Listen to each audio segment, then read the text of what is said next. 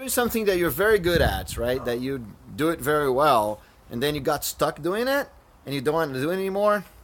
Yeah, that's a question that I got on my talk last week at Code One, and it's understandable. So at some point you like it to do something, and you're very good at doing it. Maybe testing or coding or something like this, and then what happened is that you get, people can send you that thing to do, right? And then you get even better at that, right? You get very, very good at this thing. And then you don't want to do it anymore, right? Either because it got boring or because, you're tired of it, right? Or, simply like the person that asked last week, she just wants to do something else, right? And so what do you do? How do you actually move on to something else if you're doing something that you're very good at? Well, first things first, you have to understand what is that you want to do, right? I understand that sometimes we get bored with what we're doing, and that's okay. It's good. It's good that you want to learn something new. It's good that you want to experiment with something new. It's good that you don't want to be doing the same thing all the time, right? Because if you're doing the same thing all the time, you're not learning, you're not growing. That's something that's very important, right? If you're doing the same thing all the time, you're not learning, right? And for you to grow your career, you got to be learning. You got to be doing things that you're uncomfortable doing, right? You got to be doing things that you're not used to doing, right? So it's very important that you learn, that you're always learning new things. You're doing things that you're not very good at, right? That is kind of part of the point. So how do you actually to get to do this? First of all, remember that whatever it is that you want to do, don't forget what it is that you're good at, right? The fact that you're good at something means something to people, right? It means something to you. A lot of people want to change careers or change jobs or change what they do, but they want to forget what they did in the past, right? That should not be you, right? So remember, what is the thing that you're very good at? And try to move to something new, bringing with you the expertise you already have, the things that you are very good at right now. So for example, let's say that you're very good at testing and you want to now move on to software development, right?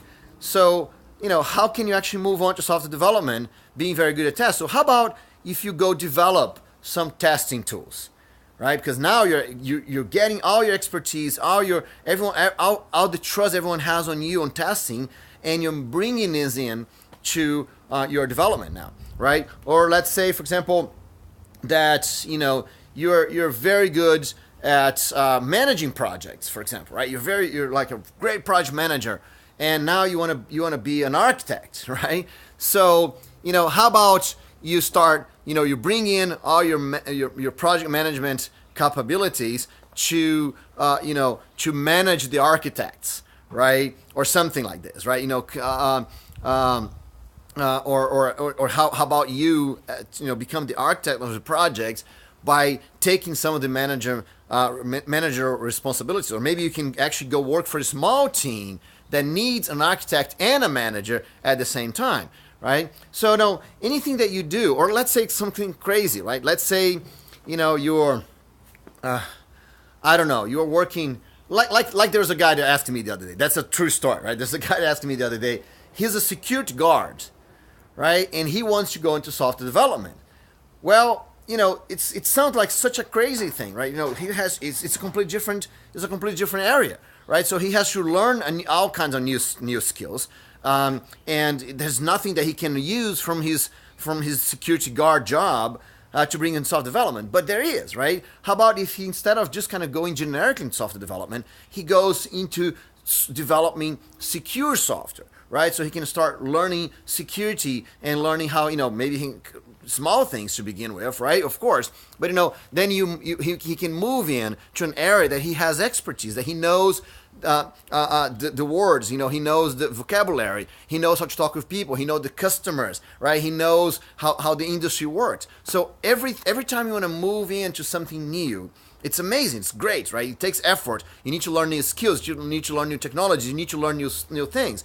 That's great. But when you do this, bring your past knowledge with you, right? Kind of do this transition by bringing the past knowledge with you, right? And so the one thing that we're talking about in the presentation last week was the one skill that you need to be able to design your developer career, right? And so this one skill is you have to learn how to share what you know, right? Learn how to share what you know, and that will actually get you into new areas, right? So, for example, if you're having this problem, you're stuck doing something because you're very good at, right? One of the reasons why you do this something you're very good at is because everyone knows you for what you do because you're very good at that. So if you start learning something new, that's what you want to learn, right? You decide what it is that you want to learn. You start learning something new, and you start sharing this new stuff you're learning connected to the previous thing you had, right? So for example, let's go back to the testing thing, right? Maybe let's say you're you're a tester and you want to do software development, right? Or maybe you're a developer and you need to do testing, right? Whatever. So you're so now you're going to start learning software development by doing by learning how to develop a testing, or how to develop a testing software, or maybe you go work on a testing open source project so you can learn how to do development, right? So let's say that's your path.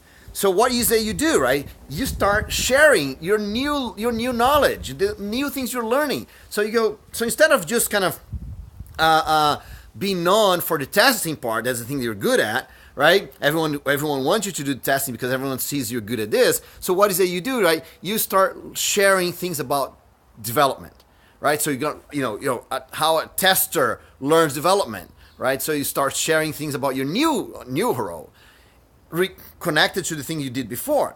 So now everyone's going to see you as a developer because you're now sharing things about software development. And of course, it's going to be important because you're going to have lots of things to say because you're a tester. So you have knowledge, you have past knowledge that you can make it important. You can make it relevant because you're not a newbie anymore, right? You're not just starting something. Because you have this past knowledge. You're not a junior anymore, right? Because you already have a past professional story as a tester, for example, right? So now the content you're going to share has a lot of cool things in it because really, you have a new perspective from being a tester and being very good and now working on testing tools, right? So developing testing tools. So all of these can show up in your new, in your blog posts, in your presentations. It can show up in videos, anything that you're sharing. So by sharing, and the cool thing is that once you share your new skills, right? Once you share software development, for example, in this example that we were using, once you share software development, you share, how you learn the things, how you experiment with things, everything, you're going to learn more because once you share, you learn better, right? So you got two things at the same time, right? So first of all, or actually you get three things, right? First, you learn better because you're sharing, right? Second, you get to use your past knowledge to actually have relevant information for your future knowledge. So that means that your content you're sharing is not like a zero, like a basic introductory content, because you have something that you did before that you can share now. And the third thing that you get is that now everyone is going to see you as a developer because you're sharing development things and not seeing you as only a tester, right? And the cool thing is that this is so cool because even when you're very novice, like, you have no professional experience, right? You're just out of high school or out of college. You have no experience whatsoever. And you say, Bruno, I can't do the same thing because I have no experience. Well, but there's something else you like in your life, right? Maybe you like it sports, or maybe you like it some kind of art or theater or anything, right? I'm sure, or video games, right? You like anything. So now you can get the knowledge you had before, right? Let's say you get your love for video games or your love for art, right? That's the thing you did before you wanted to become a developer. Now you wanted to become a developer, and now you can create content with the thing you did before, with talking about games or talking about art. You can create content with your past knowledge, the thing that you liked it before, the thing that you know before. Anything you know, you can use to share what you know, and as a stepping stone to learn new skills and start sharing whatever that you want to learn, right? So if you want to design your career, if you want to overcome the career plateau. If you're many years doing the same thing, or even if you're just starting, right? Sharing what you already know as a stepping stone for the things that you want to learn, that is a great way. And if you have more questions, you can ask in the comments below, or you can join our Code for Life project, or you can see the audio videos from the answers of my Code 1 presentation. All of this is on the links below. Thank you.